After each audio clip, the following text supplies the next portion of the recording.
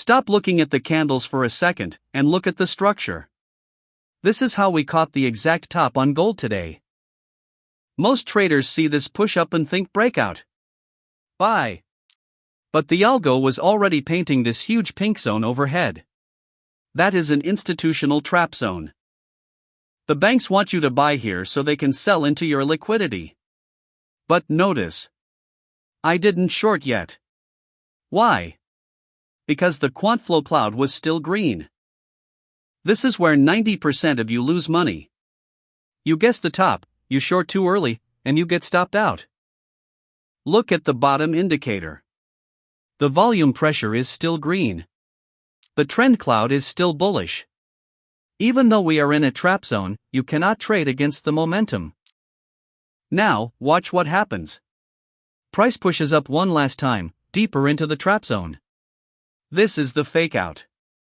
I marked this area as no trade zone. Why? Because until we break that structure, we are just chopping. A professional trader sits on his hands here. We are waiting for the breakdown. And here is the magic moment. Boom. Collision. Two things happen at once. 1. We get the confirmed institutional trap label at the very top. 2. The price smashes through the floor, and look at the cloud, it instantly flips from blue, bullish, to purple, bearish. This is your green light. The trap is sprung. The buyers are stuck at the top, and the smart money is dumping. We enter the short right on the breakdown. Stop loss goes above the trap. And the rest? Pure gravity. The market melts down exactly as predicted, hitting target 1, target 2, and target 3.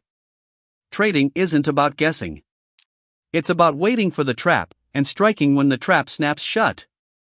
If you want this level of clarity on your charts, the link is in my bio. Stop being the liquidity.